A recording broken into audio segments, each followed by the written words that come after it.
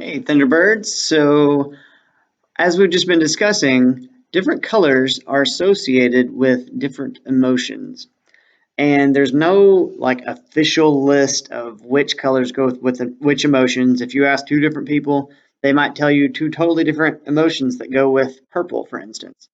But there are there's lots of guidelines online when I looked, like the example that we just talked about in It's Learning, that have some basics that a lot of people agree on. So here's what we're going to be doing with that information, though. I want you to choose one emotion and then make an artwork in your sketchbook based on that emotion and the color associated with it. And you can use that different shades of that color. Like if you're using blues, you need to use light blues, medium blues, dark blues. You can also use similar colors on the color wheel, like teal or purple or lavender, things that are close to blue. You can also use white and black because those are neutral colors. So it's not like if you're using blue, you can only use this one blue and that's all you can use. I'm going to draw you an example.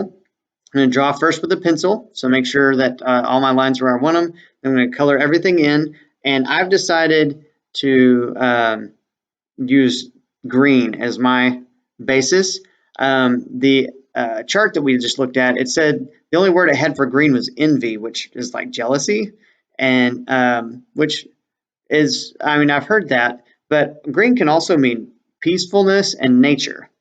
And my family and I are about to go on a camping trip, and we love being out in nature, and I love going hiking.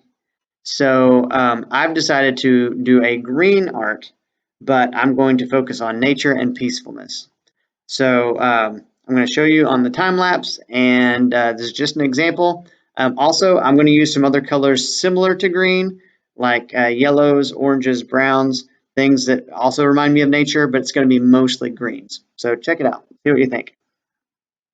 Oh, while you're watching this, be thinking about which emotions and colors you plan to use when it's your turn, which because you're up right after me.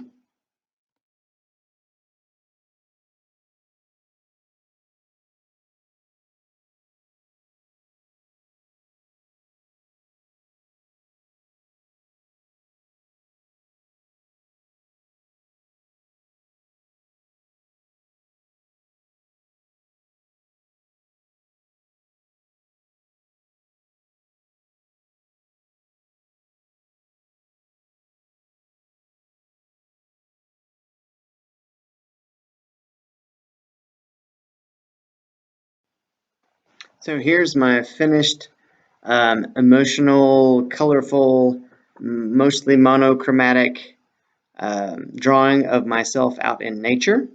And like I said, I used a bunch of different greens, all the different greens I had, plus a little bit of yellows and like earthy yellows, dark yellows, and browns because those also remind me of nature. And I feel like it tied in pretty nicely.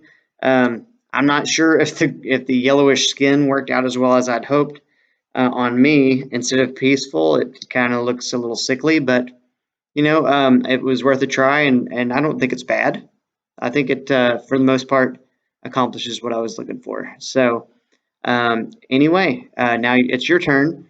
Pick a color, pick an emotion, and make a mostly one color-ish artwork based on the emotion you're trying to show.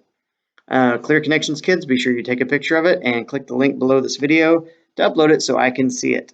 All right, guys, have fun exploring your emotions in color.